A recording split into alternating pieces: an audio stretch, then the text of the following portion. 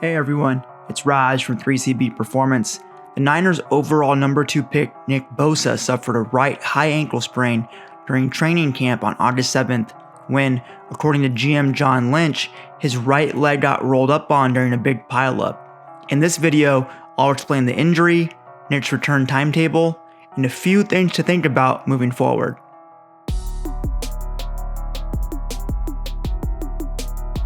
A high ankle sprain refers to tearing of the ankle ligaments that sit above the towel curl (TC) joint, which is the joint that most people think of when referring to the ankle. These higher ligaments are known as the ankle syndesmosis and connect the tibia, shin bone, and the fibula, outer lower leg bone. The syndesmosis stabilizes the tibia and fibula at the distal, far end and provides added support and stability to the ankle joint complex. There are 4 primary stabilizing ligaments: the anterior inferior tibiofibular ligament, the deltoid ligament, posterior inferior tibiofibular ligament, and the interosseous ligament.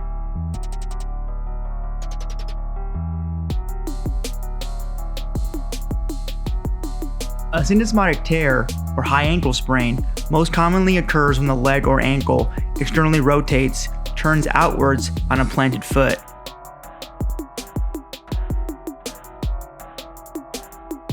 Most commonly, that happens due to an external force like being rolled up on from behind, which would happen to Bosa. Considering the amount of contact in risky situations, it's no surprise that American football has one of the highest rates of high ankle sprains. The highest, you ask? Ice hockey.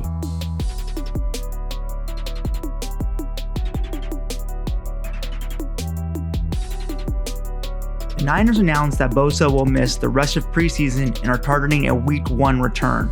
That 4-week timeline aligns with the average return to play for a Grade 1 syndesmotic tear, which involves partial tears of the AITFL, anterior deltoid ligament, and distal IOL.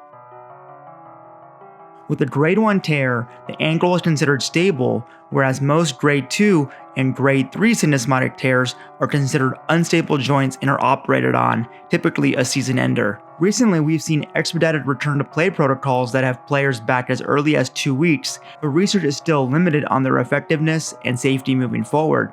There are rare instances where players with an extremely high pain tolerance have been able to play through a high ankle sprain under the watchful, attentive eye of elite rehab teams.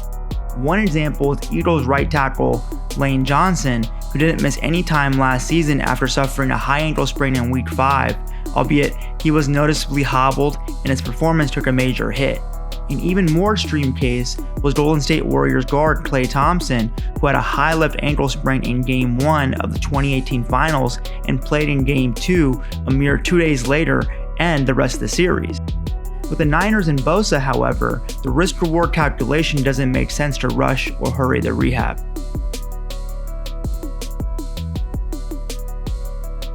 With the appropriate rehab, there are no major risks moving forward for Bosa, and the injury isn't too concerning in isolation.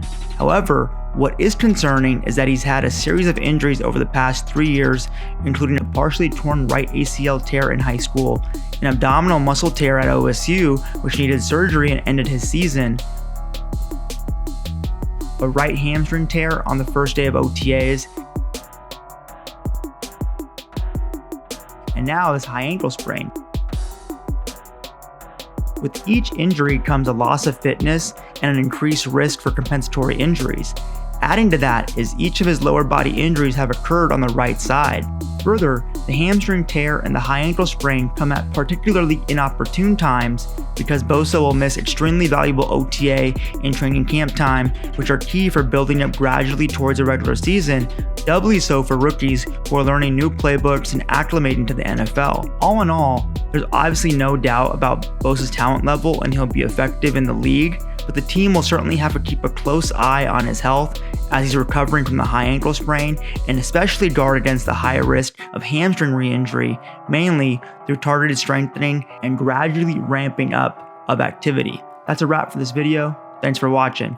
My goal is to provide you with in-depth, evidence-based, narrative-free analysis You can always find me on IG and Twitter at 3CB Performance. Make sure to sub to the channel for the latest updates. 3CB out.